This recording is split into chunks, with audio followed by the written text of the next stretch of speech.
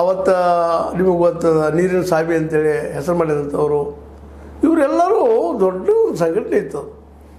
ಅದರಲ್ಲಿ ಎಲ್ಲರೂ ಒಬ್ಬೊಬ್ಬರು ವಯಸ್ಸಾಗಿಯೋ ಮತ್ತು ಕಾರಣಕ್ಕೂ ನಮ್ಮ ದೇವೇಗೌಡರ ಪುತ್ರ ಅಥವಾ ಫ್ಯಾಮಿಲಿ ವಾತ್ಸಲ್ಯ ಬಿಟ್ಬಿಟ್ಟು ಹೋದರು. ಆದರೆ ಇವತ್ತು ಅವ್ರು ಏಕಾಂಗಿ ಆಗಿದ್ದಾರೆ ಅಂತ ಅನ್ನಿಸ್ತದೆ.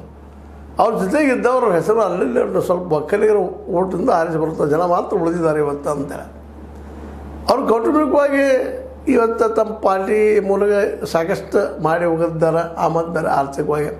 ಆದರೆ ಆ ಪಕ್ಷವನ್ನು ಮರಳಿ ಕಟ್ಟುವುದು ಅಷ್ಟು ಸ್ವಲ್ಪ ಮಾತೇನು ಅಂತ.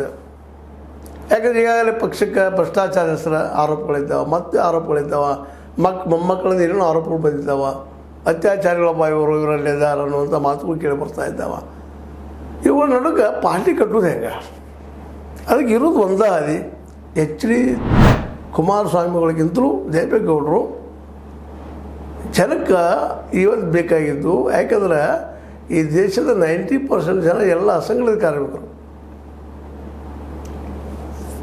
ಬಿದ್ದ ಜನ, ದುಡಿಯುವ ಜನ, ಹಿಂದುಳಿದ ಜನ ಇವರೆಲ್ಲ ವಿಶ್ವಾಸ ತೆಗೆದುಕೊಳ್ಳುವಂಥದ್ದು. ಕೇವಲ ಒಕ್ಕಲಿಗರನ್ನು ಹೇಳ್ಕೊಂಡು ಅಲ್ಲೇ ಮೈಸೂರು ಭಾಗದ ಉಳಿತೀನಿ ಅಂತಂದ್ರೆ ಮುಂದಿನ ಚುನಾವಣೆಯಲ್ಲಿ ಅದು ಇವತ್ತು BJP ಆ ದಿಶೆಯಲ್ಲಿ ಕೆಲಸ ಮಾಡ್ಲಿಕ್ಕತ್ತದ್ರಿ, ಕಾಂಗ್ರೆಸ್ಸು ಮಾಡ್ಲಿಕ್ಕತ್ತದ ತಮ್ಮ ಒಕ್ಕಲಿಗ ನಾಯಕರನ್ನು ಬೆಳೆಸುವಂಥ ಕೆಲಸ. ಹೀಗಾಗಿ ದೇವೇಗೌಡರ ಪಕ್ಷ ಮುಂದಿನ ಚುನಾವಣೆಯಲ್ಲಿ ಉಳಿತಿದವೋ ಅನ್ನುವಂಥ ಭಯ ಕಾಡ್ಲಿಕ್ಕತ್ತದ್ರಿ. ಅದಕ್ಕೆ ಯಾರೂ ಎದೆಗೊಂದು ಬೇಕಾಗಿಲ್ಲ ಅಂತ ಹೇಳ್ತಾ ಇದ್ದಾರೆ ನಮ್ಮ ದೇವೇಗೌಡರು.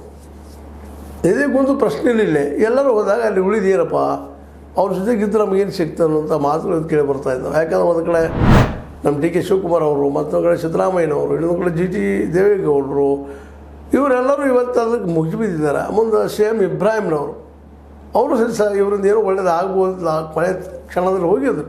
ನಂತರ BJP ಜೊತೆ ಹೊಂದಾಣಿಕೆ ಆದ ತಕ್ಷಣ ಅವ್ರು ಹೊರಗೆ ಬಂದುಬಿಟ್ರು.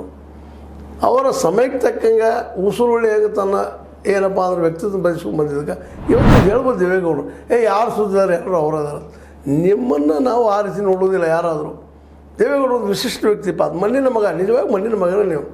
ಆದರೆ ಒಂದು ಸಣ್ಣ ಸಮಸ್ಯೆ ಸೇರಿದ್ದೇನಪ್ಪ ಅಂದ್ರೆ ಮಕ್ಕಳ ಮೇಲೆ ವ್ಯಾಮೋಹ, ಕುಟುಂಬ ಮೇಲೆ ವ್ಯಾಮೋಹ ನಿಮಗೆ ಇವತ್ತು ಅನಾಥ ಪ್ರತಿಯಲ್ಲಿ ಕಾಣಿಸ್ತಾ ಇದೆ ಅಂತ. ಈಗ ಅನಾಥ ಆಗೋದು ಹೆಚ್ಚು ಗ್ಯಾರಂಟಿ ಅದ.